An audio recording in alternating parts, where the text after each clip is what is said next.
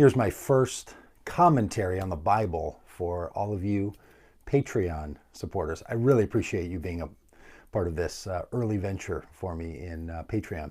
It's been an interesting project to ask people to support the videos and commentaries and audio that I'm making. And you might know that your support goes a long way. It helps to produce my podcast, helps to produce some of the live feeds and streams that I do, and makes these commentaries possible. So I really appreciate it. Thanks a lot. Here's part of the reason I want to talk about the Bible is because the Bible plays this outsized role in American society, in my opinion. There is so much influence in how people think in this country that they believe is rooted in their understanding of the Bible. It happens in our law, it happens in how we interact with each other, it happens in the imagination that we have for how we're supposed to live in this world. Now, over the course of these Bible commentaries, I'm going to make the point a number of times that I'm not entirely convinced that people's perceptions about what they think comes from the Bible actually comes from the Bible. I think it often comes from their religious teaching that has used the Bible in particular ways, but nonetheless. It's for their mind and from their perspective. It really does come from their understanding of the Bible. So this is why I think it matters a lot about what's there. And at this particular time, it's the beginning of March 2018. Easter is on the horizon. And the Easter story is one of the biggest and most influential in all of the Christian narrative. Certainly Christmas has a much higher profile when it comes to larger culture. People pay attention to Christmas. But that Easter story, if it's told in a particular way, really influences how people think about the world, how they think about one another, and even how they think about justice and violence. And that's what I want to talk about today.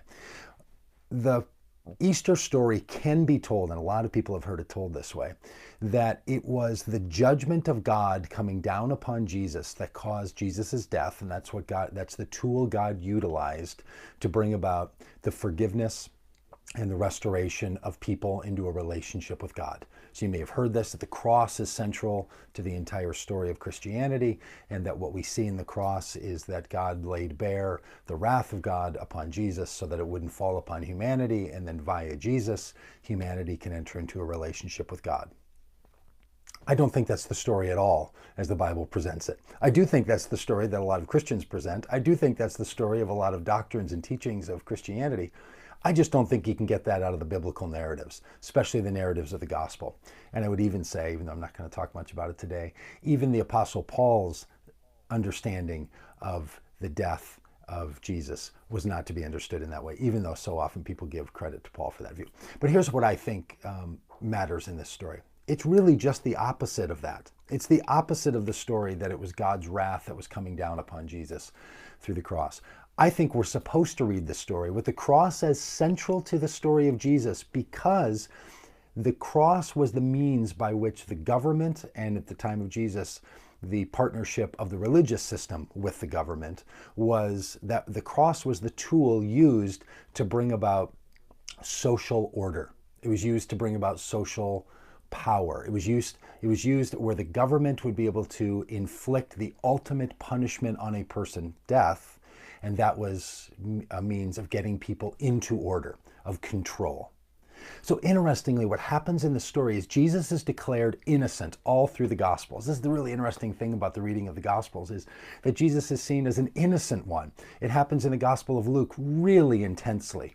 He's brought before Herod. Herod says, we think he's innocent. He's brought before Pilate. Pilate says, we think he's innocent. He's then, the crowd is then ginned up to call for his crucifixion. And then during the crucifixion, one of the people crucified next to him, one who had been found guilty, even says, don't you know that this one is innocent? On 3 different occasions, Pontius Pilate says, I find him to be innocent. Then the person on the cross finds him innocent. The whole narrative of this is that Jesus is the innocent one. Now, the only way you could read that story the way that a lot of religious commentators who want it to be about the wrath of God coming down on Jesus is that everyone finds Jesus innocent in this story except the crowd and God. But that's not the story. The story is that the people have been confused into believing that this power and tool of death could be used as their means of salvation.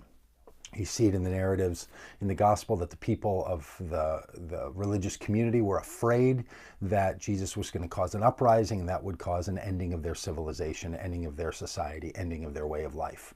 So Jesus then is sacrificed as a means to preserve culture and society. You can see this happening in so many of our narratives that happen in crime and punishment in this country.